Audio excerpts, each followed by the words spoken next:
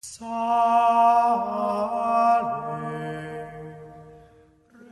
dear and reverend confreres,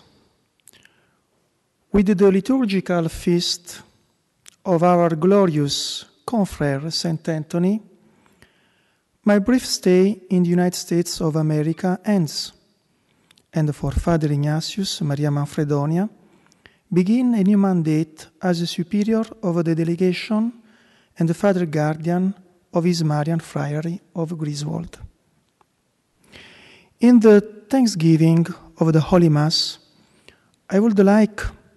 to thank the Lord for the welcome and good example offered me,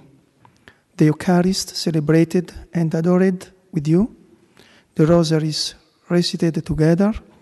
and the moments of brotherhood in Franciscan joy.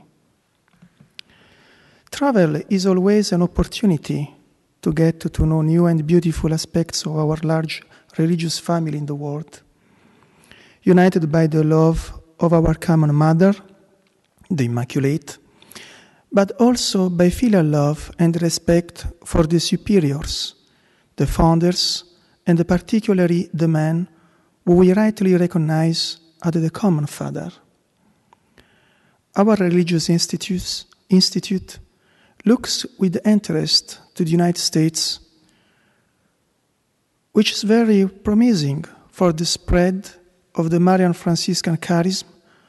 for the sanctification of souls, the ideal of freedom, which recalls to us the truth and the moral responsibility of the Son of God, has always been present in your culture, which was built by the meeting of many peoples. Despite the difference,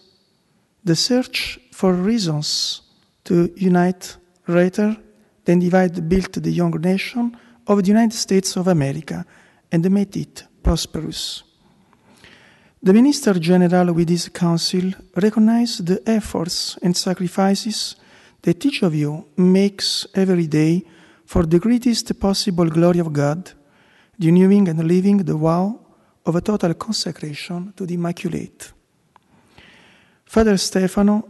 sends his greetings and encourages you to persevere in doing good, to fulfill God's plan of love and sanctification for you and the souls entrusted to you, following the Marian traccia of a Franciscan life, a high road to bring everyone to heaven, and a furrow in which to sow the seed of hope for the triumph of the Immaculate Heart of Mary. I was personally very pleased to have participated in the beautiful Corpus Christi procession at New Bedford. The different attitudes of a passerby, some attentive and devout, others indifferent or irreverent, reminded me of the Eucharist miracle of Saint Anthony. Because of his great faith in Eucharist, Saint Anthony challenged the heretic of Toulouse, who didn't believe in the real presence. Saint Anthony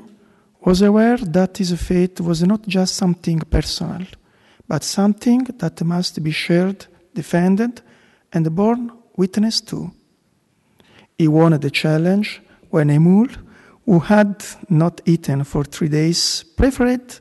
to kneel before the Blessed Sacrament rather than dive into a fine quantity of fodder to satisfy his belly. If an irrational creature recognizes the sacramental signs, then much more so man is bound to assent by faith to God who reveals himself. Saint Maximilian Marie Kolbe loved to connect the mystery of the Eucharist with another reality that very much regards us as religious: obedience. As in the Eucharist, the sense see only a piece of bread, so in the figure of the superior, we religious see only a man of flesh and blood, with his qualities and his defects. As faith causes us to recognize the presence of Christ in the consecrated host, so also by faith we must recognize in the person of the superior the presence of Christ who governs and in this way manifests His holy will. Obedience and faith in God are closely linked and are part of a single attitude of the heart. Obedience even reaches the level of heroism when it is lived in the night and in the dejection, when one cannot understand God's plan and yet, nevertheless, trusts oneself fully to Him. Obedience gives us religious the possibility to have a supernatural light in our life and to believe in the power of the channels through which God habitually speaks to us to let us know His provident and loving plan for our life. The role of the Immaculate as efficient and exemplar cause is fundamental to our capacity to listen to the Lord's voice and assent to His will. We must put our trust in the Immaculate, turning to her intercession and drawing inspiration from her examples, which is the point of reference and the teaching of the first order for us to be able to live listening and to end assenting to divine will and glorifying the Trinity in our life. In the name of the Institute, I thank Father Angelo Maria Geiger for all the good he has done in the U.S. delegation during his long mandate, and offer my best wishes that he will be able to continue to edify the brothers and the souls entrusted to him, where the Immaculate herself will lead him by means of the superiors. To Father Ignatius and Maria Manfredonia, I would like to express my personal thanks for his brief but intense activity as a member of the General Council, and to offer my best wishes that he will be a worthy and transparent mediator of the will of God, facilitating the journey of those who will look to him.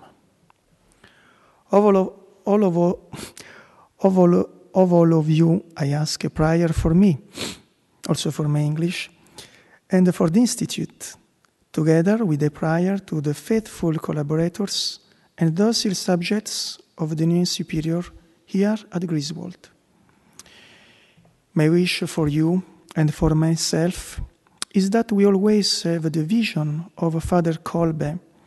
who so deeply believed in the function of authority as the expression of the will of God. It is also my wish that we might live the Immaculate's own obedience and be docile to the will of God, just like that host which is transformed into the body, blood, soul, and divinity of Jesus Christ, obedient to the formula of consecration pronounced by every priest on the earth who celebrates. Laudetur Jesus Christus Maria.